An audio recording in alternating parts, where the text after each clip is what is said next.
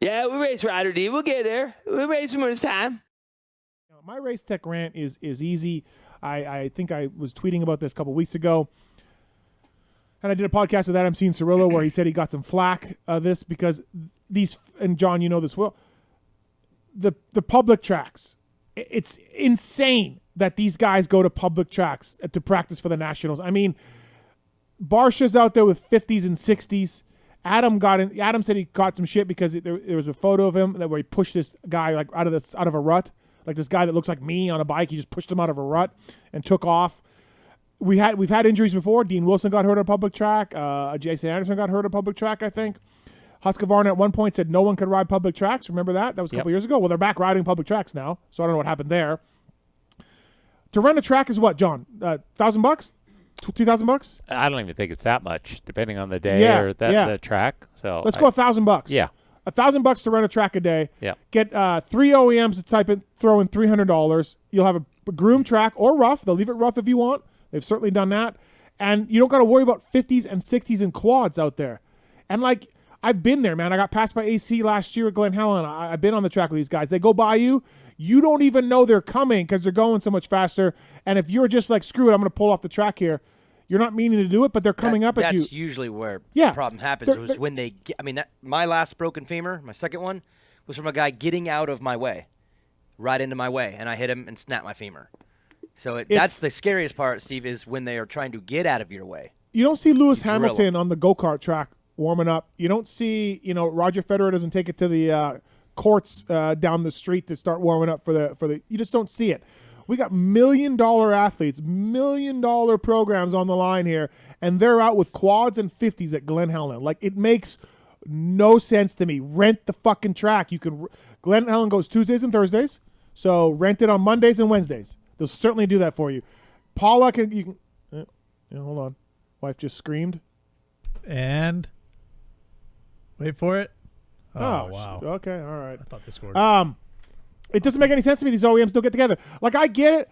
Like, they're competitive and they don't really want to know what everybody's doing, and I get that. But, dude, it's better that than, Don't you think that mentality has got to they got to move on from that? It all comes down to what they do on race day anyway. It's all about the mental side, all that. What you do on a practice day, if you're all out there together, you should not be hiding things. What are you hiding? Okay, well, what is the reason, though? Because it's not money, right? Because they spend a lot of money. It's $300 each, let's say, $1,000 to rent a track. Like, are they not talking? Do they not want to talk to each other? What could be the issue where you wouldn't go to Glen Helen on a Monday and a Wednesday and get your testing in there, and don't go Tuesday and Thursday when half of the Southern California is out there on quads and 50s?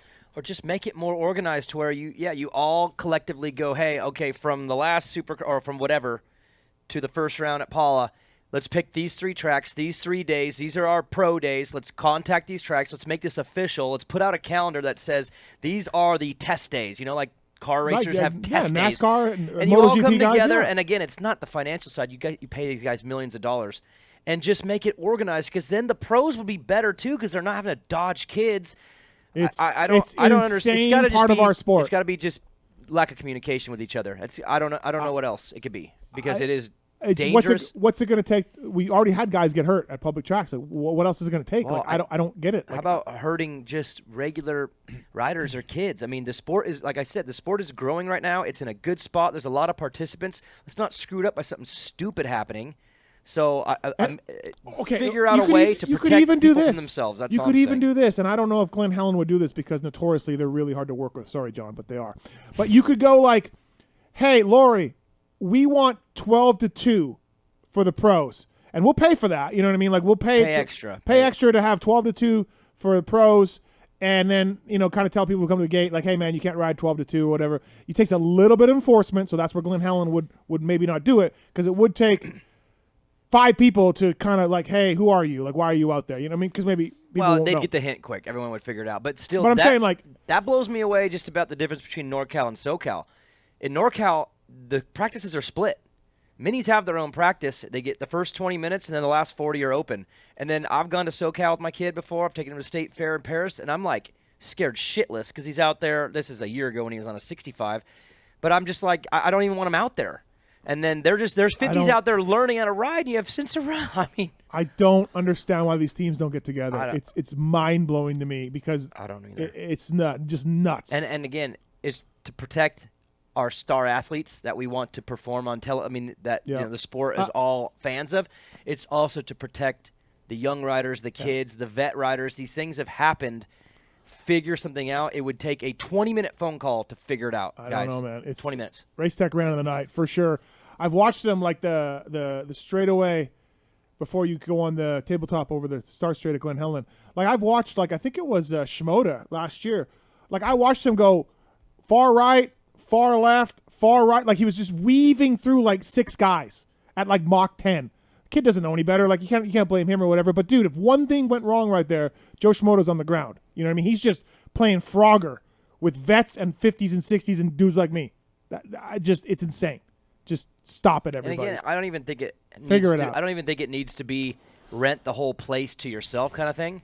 It's, hey, at 9, 11, and 1, it's a 45-minute session. Everyone get off the track. Pros get 3 45-minute sessions for the day, and then they're not allowed to go out any other time. It's just having a set time that these guys get to go, so they all know. That takes enforcement. At Glen Helen, they got like 3 people throwing a garden hose. I don't think it would take long. But whose responsibility is it, right? The riders are going there. Shouldn't it fall kind of more on the manufacturers No, I'm and saying the management? That's who the rent should be, that's right? what I'm saying. I'm so saying you have Joe. I'm saying Eric Kehoe called Dan Fahey, called Tyler Keefe, and figure this out. And then they need to speak to each of the tracks and try and organize that, right? right? No, I don't put on the riders at all. The management. But part of it, I think, think about it. You're a fan, whatever, whether you're a racer or not. A lot of these guys, I mean, they kind of, I know this is not right, but they kind of get a thrill out of going out on the track and saying they got passed by. Yeah, for sure. Doesn't make it right. But it doesn't make it right. No, I agree. They go home and they're like, guess what I did today? Exactly. Ken Roxon blew by me in a set of rollers. Yeah, I mean. But at the same time, the athletes, I mean, he's putting himself at a huge risk. Like you said, Shimoda weaving in and out. I was just like, when I did that Geico test last year, that's what came to mind when I was watching him. Yeah. And like, I've even tried to like fuck with Adam before, like on the track with him. And I'm like, I can't even, I'm not even good enough to like screw with him even for a turn or two. Do you know what I mean? Like, I was like, oh, I'm going to.